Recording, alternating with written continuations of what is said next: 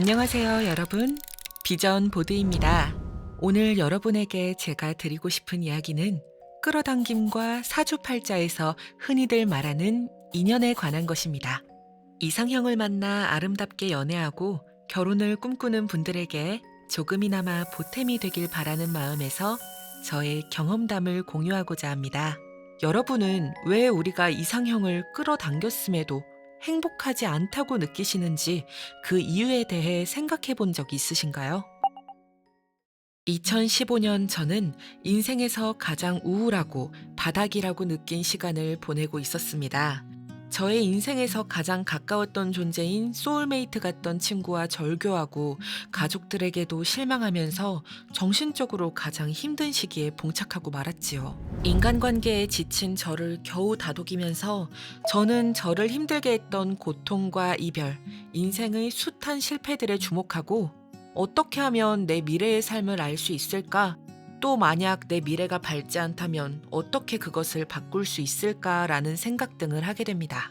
그때 저의 눈에 들어왔던 것이 사주팔자 명리학이었습니다. 초보이고 누군가에게 배운 적이 없기에 아무것도 모르는 백지장이나 다름없었지만 저는 죽기 살기로 파고들었고 시간이 지날수록 많은 것들을 배울 수 있었습니다. 죽을 만큼의 용기로 터득했기에 그 누구보다 빠르게 저의 사주팔자를 풀어낼 수 있었고 차츰 주위 사람들과 타인의 성격과 운명에 대한 이해도 가능하게 되었습니다.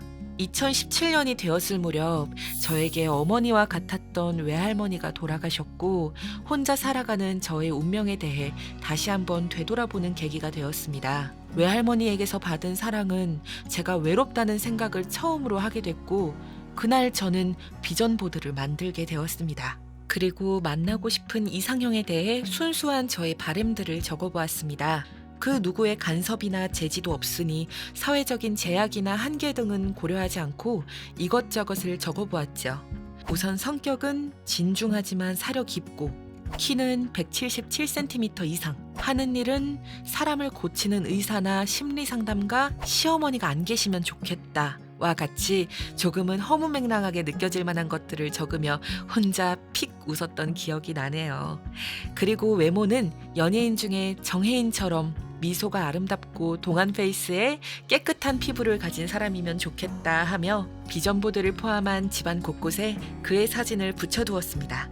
저는 이미 저의 운명의 지도를 알고 있었기에 대망의 2020년이 시작하던 때에 그 누구보다 들떠 있었습니다. 2020년 9월이 시작되던 초가을 저에게 소개팅이 들어왔고 저는 그 사람에 대한 정보를 들으면서 깜짝 놀라지 않을 수 없었습니다. 제가 원하던 직업, 외과 의사, 키, 시어머니가 안 계신 점 등등 제가 비전보드에 적었던 조건들에 그대로 부합하는 사람이었습니다.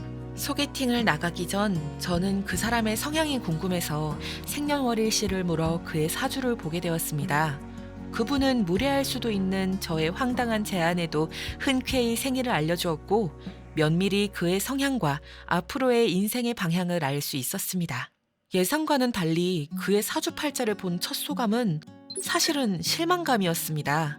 보통 운이 좋아질 때에는 자신을 생해주는 인연이 오는데 그분의 일가는 제가 생하는 인연이었고 저의 성향과는 거리가 있는 원진살의 띠궁합을 가진 분이었습니다. 몇 번의 만남을 통해 인연이 아닌 것 같다는 결론을 짓고 시간이 흘러 그때의 기억들이 거의 잊혀질 때쯤 우연히 연예인 정혜인의 사주를 보고 저는 진심으로 놀라고 말았습니다.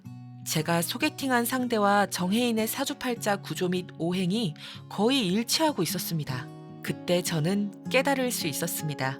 끌어당김이 실제로 존재한다는 사실을 말이죠. 또 제가 실제로 끌어당기는 것은 그 사람의 외모가 아니라 그의 사주, 즉 에너지임을 명확히 알 수 있었습니다. 유감스럽게도 저와 정혜인의 궁합은 잘 맞지 않는 편이었고 왜 이상형을 만났음에도 행복하지 않았던 것인지 그 이유를 알 수 있었습니다. 더불어 사주팔자를 통해 인연이 잘 들어오는 시기에는 끌어당김, 내 소원이 현실에서 이루어진다는 기적도 함께 알게 되었죠. 우리들의 삶은 어떤 인연을 만나냐에 따라 확연히 달라지고 인생에서 가장 중요한 결혼과 연애를 통해 저와 여러분 모두의 영혼은 성장하게 됩니다. 이때의 기억은 그동안 아무나와 인연을 쉽게 맺지 못했던 저 자신을 미워하지 않고 긍정적으로 받아들일 수 있는 계기가 되주었습니다. 이쯤에서 여러분들은 아마 궁금하실 수도 있겠죠. 그래서 비전보드님은 이상형과 이루어지셨나요? 제 대답은요.